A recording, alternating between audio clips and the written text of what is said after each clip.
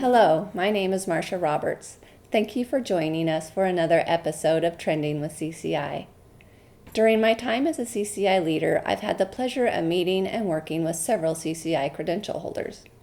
I've always found their stories about what they do and the career paths that they took to get there to be fascinating. I recently had the opportunity to sit down with some CCI credential holders and learn more about their career paths. I hope that you will find these conversations to be insightful and a look into the endless possibilities that the cardiovascular profession offers. Here is one of those conversations. Enjoy. Hi, this morning I have the pleasure of introducing Joe Giron. Joe is the chair of the RCES exam committee, and for those of you who may not know, ES is for electrophysiology specialist. And Joe, we'll just jump right in. We're going to talk about your background, your educational background, your career path, your first couple jobs and how you progressed. Yeah, I'd love to share that with you. It's been very interesting. My career path has taken a couple different pathways, actually. It all started in the late 1990s. I entered an RT radiation technology program in Southern California at Loma Linda University. It was there I rotated through the cardiac cath lab. And it was there I fell in love with the cardiac cath lab environment, being able to scrub in with physicians and be more active in the therapy of patients. And for a couple of years of being in the cath lab, electrophysiology really started to come on the scene at the hospital I was in. So in the early 2000s, had an opportunity to work in electrophysiology lab and just really fell in love with that whole discipline of cardiology. So in about the mid-2000s, after about 3-4 years as an RT, I decided I wanted to go for my RN, and I went into school for registered nursing. So at that point, I just wanted to augment my skill set, my knowledge base, and just really get deeper into the cardiology field.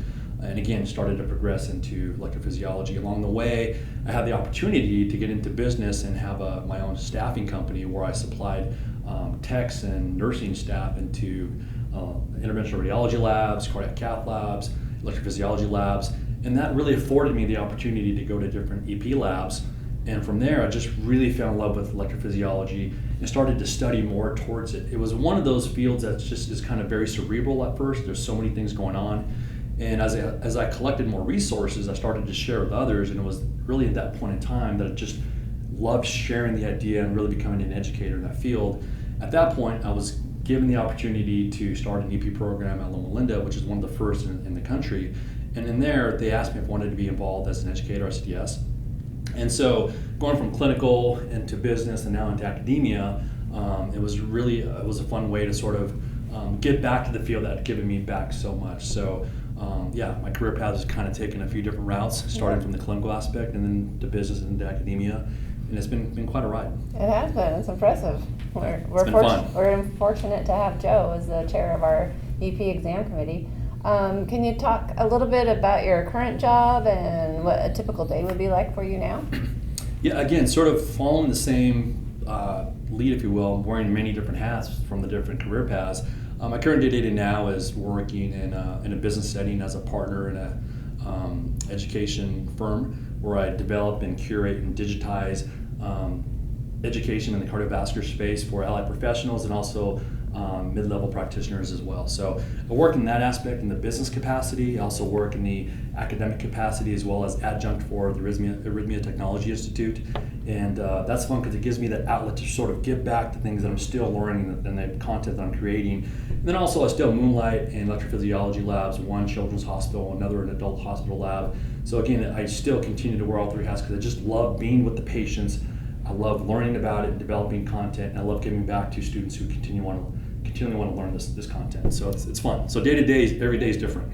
Yeah, it sounds like it. And now you're transferring all that knowledge that you've got into the RCES exam. Can you talk to us a little bit about your volunteerism with CCI and how you've been involved over the years?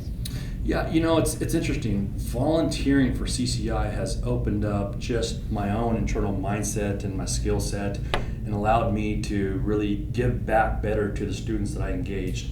And I live by this motto of giver's gain. It's really being able to give when you give in such a way that you just gain so much back more than you were given. So for me, learning how to write questions the right way and curate information and work with high level information in a way that is accessible for students a lot easier. It's my way of giving back, and in doing so, it's just given me back a lot, and it's opened a lot of opportunities as well. So as far as what others can do in this field to really set themselves apart is just continue to grind away, volunteer, and just give back to a field that just continually gives, and it'll give to you in different ways you wouldn't expect. Yeah, I couldn't agree with you more. It's done the same for me. I mean, I've been volunteering for a long time as well with CCI, and you're exactly right. So thank you for joining us today, and we'll leave it there, and thank you for watching.